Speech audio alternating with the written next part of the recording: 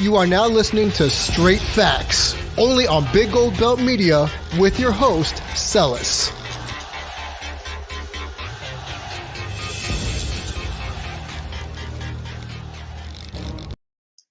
What's going on, good people? Your boy Celis is back after taking a little vacation. I normally do these on Sundays, but like I told you before, I'm going to start going live, and I might go live at different times, but still post all my content if I go during the week on Sunday. So I said, why not? It's a Saturday evening. Not much is going on. Let's go and pop on the show with two quick topics that we got for you today. Just like if you listen to me and I do my audio clips for about 10 minutes or so, I go about that time period because I want to give you some good short content that you can see as we produce this. And once again, on behalf of Big Gold Belt Media, I use this show to sponsor my own, to talk about sports and events coming on. So if you're live and tuning in, come check me out so you can see, come talk to me as I go through these short topics about what we're going to do today. But definitely wanted to give you a shout out and say hello to everybody as we're going here today. Once again, two quick topics I want to talk about that's going in the world of sports.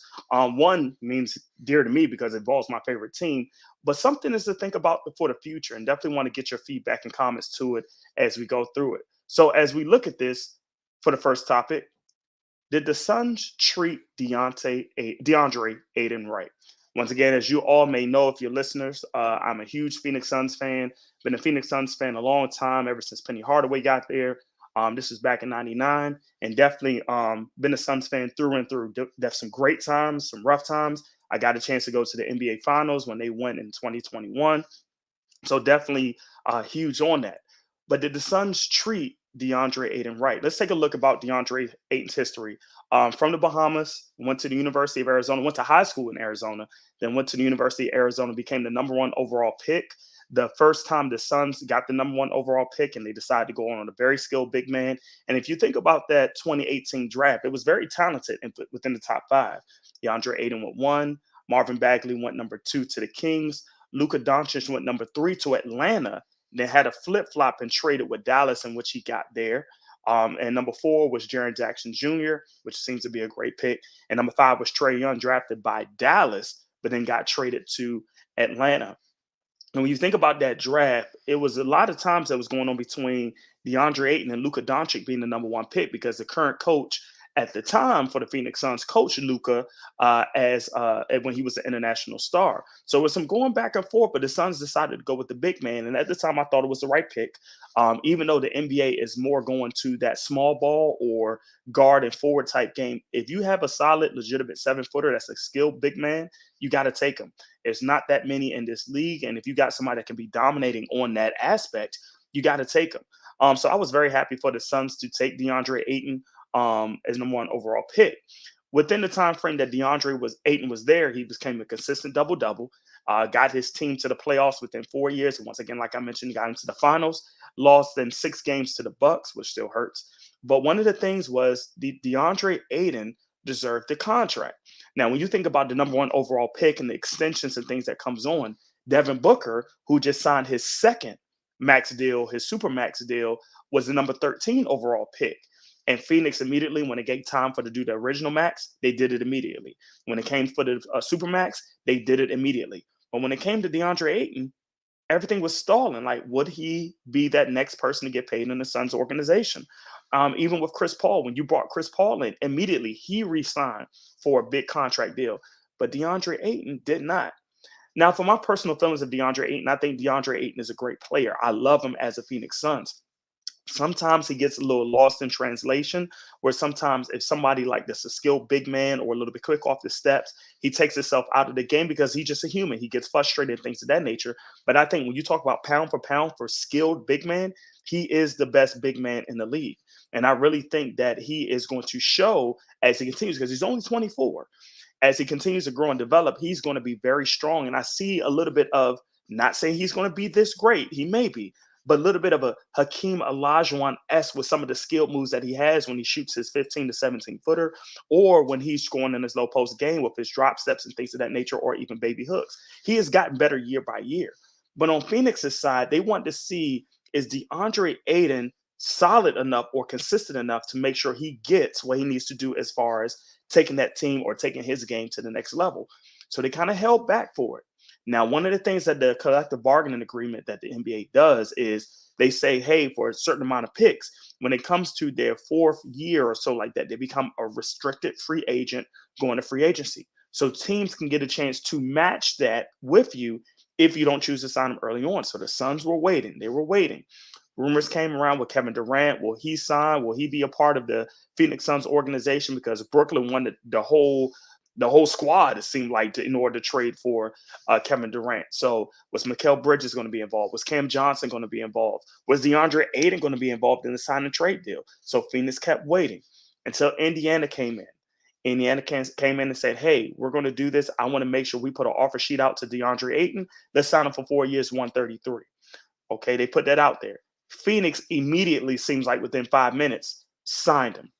And the question is here, did Phoenix do the right move? And once again, I'm gonna say yes. And here's the thing that Phoenix did correctly. If you think about money and pound per pound with the luxury tax and things of that nature, Phoenix could have signed a 4-year, $171 million deal versus 4 years, 133. So they got the cheaper version of DeAndre Ayton when it came to his deal and what Indiana could have did. But here's the kicker that Phoenix may get on the backlash. Is DeAndre Ayton going to feel like that he got the treatment, got the push, got the rub that he needed from the organization to say, hey, we believe in you as the number one pick and you're our franchise? Even though Devin Booker's on the team, even though CP3 is a leader of the team, does DeAndre Ayton feel like he was appreciated enough to get his deal? And when you think about some of the past deals in big men's history, like Shaq leaving Orlando because they tried to lowball him during that time before he went to LA, or when you think about what Rudy Gobert did, they just traded him to Minnesota. Did you do right by your big man to give him the content and the stats that he need, or contract rather, in order to be successful?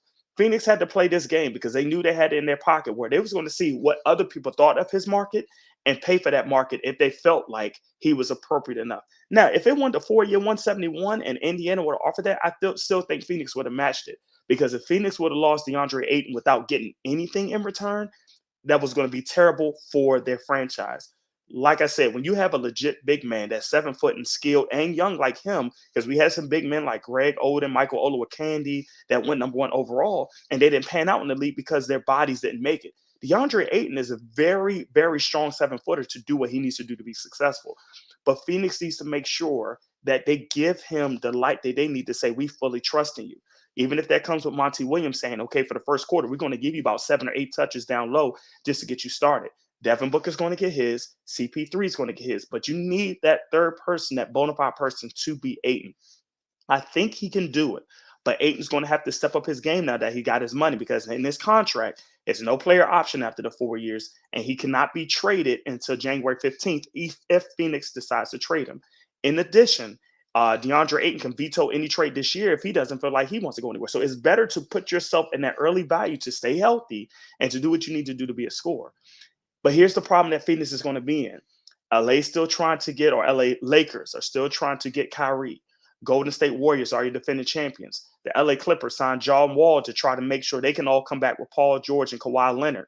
And Sacramento, granted, they're probably the lowest team in that totem pole. Sacramento plays well every single night. So that Pacific division alone within the Western Conference is going to be competitive. By Phoenix running it back with their same team for the third straight year, is that going to be enough to get them over to that finals? Because last year, in my opinion, I thought Phoenix should have won the finals or bust.